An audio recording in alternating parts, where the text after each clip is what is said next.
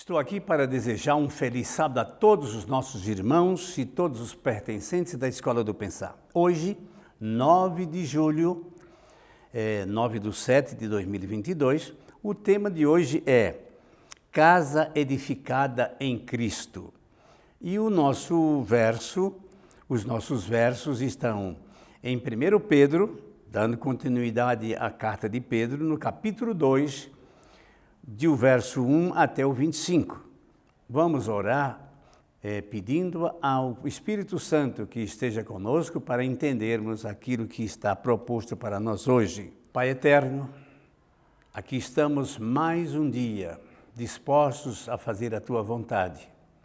Pai misericordioso, nós nos entregamos inteiramente à Tua vontade. Através do Espírito Santo possamos prestar um culto de honra e louvor ao Teu santo nome.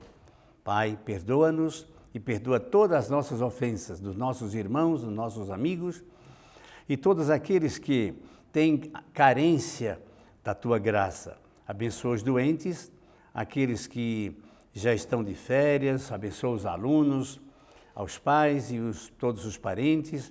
Abençoa também a nós, todos aqueles que estão na peregrinação para encontrar com Cristo em breves dias. Pai Santo e Eterno, nós nos entregamos em nome de Jesus. Amém. O apóstolo Pedro, ele é um homem muito especial, que teve problemas na sua vida. Ele traiu,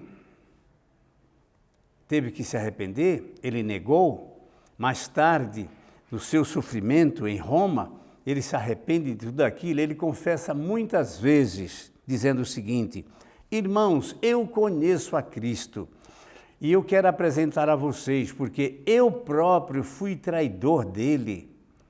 Eu não testemunhei, apesar dele ter me avisado, mas ele me perdoou e ele me fez apóstolo, e por isso eu estou aqui para dizer para vocês que tomem uma atitude a respeito da edificação dessa construção maravilhosa em Cristo. As vossas vidas devem ser colocadas perante o altar para que possamos então receber de Cristo todas as bênçãos e forças para continuarmos vivendo nesta vida de peregrinação até que Ele venha. E ele começa dizendo assim: despojai-vos, portanto, de toda a maldade e dolo, de hipocrisia, de invejas e toda a sorte de maledicência. Pedro, ele conhecia muito bem isso. Ele pede a Deus que nos revista de poder, de perdão, de força. Ele diz: desejai ardentemente, como crianças recém-nascidas, o leite genuíno, espiritual, para que, por ele, vos seja dado o crescimento da salvação. Essa comparação é extraordinária, que nós desejemos o amor de Cristo, a compreensão de Cristo, assim como uma criança recém-nascida deseja o leite materno.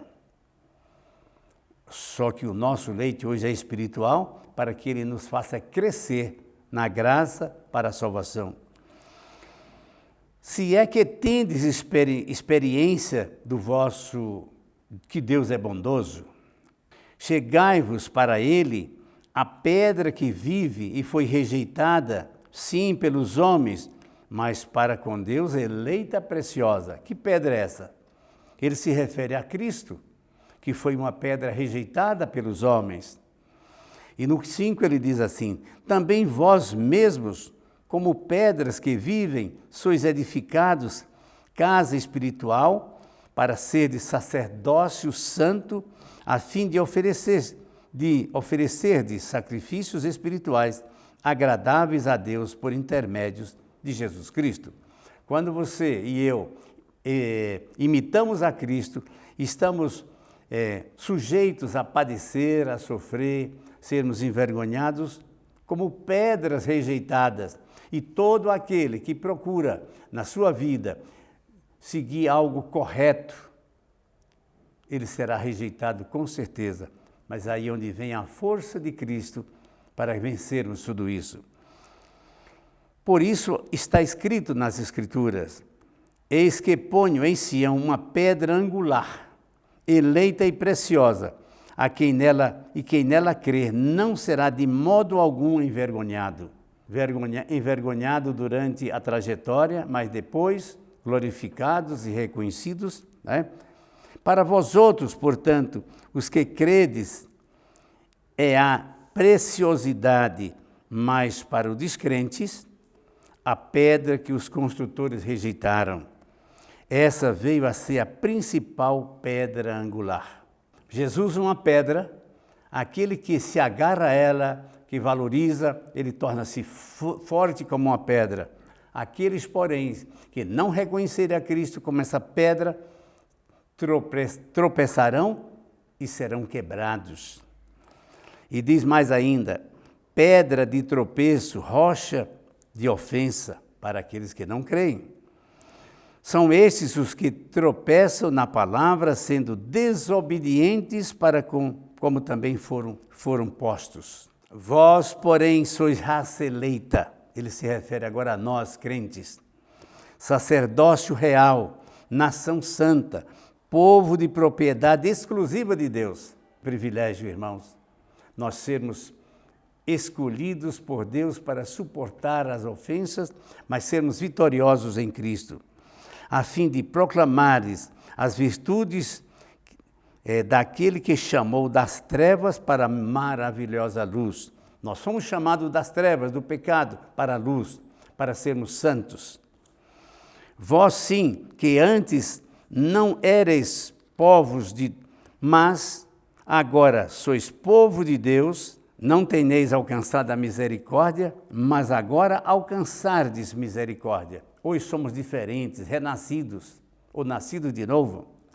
Amados, exorto-vos, como peregrinos e forasteiros que sois, a vós abstendes das paixões carnais que fazem guerra contra vós mesmos. Nós somos chamados para sofrimento, para as agruras da vida, mas sermos testemunho de Cristo, porque isso é que tem valor. Meus amigos e irmãos, nas rodas de amigos, quando contam piadas, você deve firmar-se, sair, pedir licença e não compartilhar, não estar aí prontos para dar risadas de aquilo que desonra a Deus. Nós devemos ser diferentes, mantendo exemplar o vosso procedimento no meio dos gentios, daqueles que não são crentes, para que, naquele que falam contra vós, outros, como de malfeitores, observando-vos as vossas boas obras, glorifiquem a Deus no dia da visitação. Nós seremos visitados em breve por Cristo, quando Ele vier aqui pela segunda vez, buscar os seus escolhidos, e que nós, naquela hora, sejamos escolhidos e separados, mesmo tendo toda a necessidade de sofrermos, de nos afastar, de nos purificar, nos santificar. Sujeitai-vos toda a instituição humana, por causa do Senhor, que seja Rei como soberano. Quer as autoridades, como enviadas por Ele, tanto para o castigo dos malfeitores, como para o louvor dos que praticam o bem. Devemos a todos sermos obedientes. Obedientes, digo, se é para fazer o bem, e se é para rejeitar o mal, que rejeitemos o mal. E vai ser necessário em breve você desobedecer às leis humanas. Se preparem, leiam Apocalipse 13, lá vai falar de alguma coisa de suma importância. E eu já falei em outro momento. Quem quiser saber melhor sobre o Apocalipse 13, fale conosco. E nós vamos estudar juntos para entendermos o que vai acontecer bem breve, Apocalipse 13. Porque assim é a vontade de Deus, que pela prática do bem façais emudecer a ignorância dos insensatos. O insensato, ele pratica a insensatez. E nós vamos ter que testemunhar a Cristo, assim como aqueles lá no passado Foram mártires que deram a sua própria vida em favor da palavra da verdade. Como livres que sois, não usando todavia a liberdade por pretexto da malícia, mas vivendo como servos de Deus. Tratai todos com honra, amai os vossos irmãos, temei a Deus, e honrai o rei. No 18 diz assim: servos, sede submissos como o temor do vosso Senhor, não somente se for bom e cordato, mas também ao perverso. Se alguém serve alguém, sirva pacientemente, mesmo que este o insulte.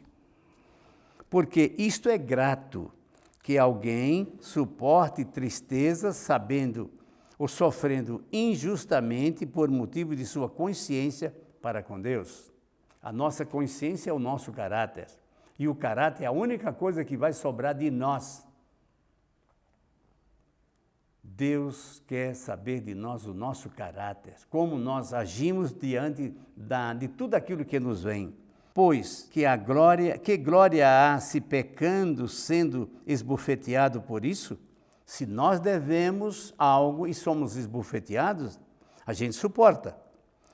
E se, entretanto, quando praticais o bem, sois igualmente afligidos e o suportais com paciência, isto é grato a Deus. Se você merece e sofre, aí você sofre porque mereceu. Mas quando você sofrer sem merecer, aí sim é que é agradável a Deus.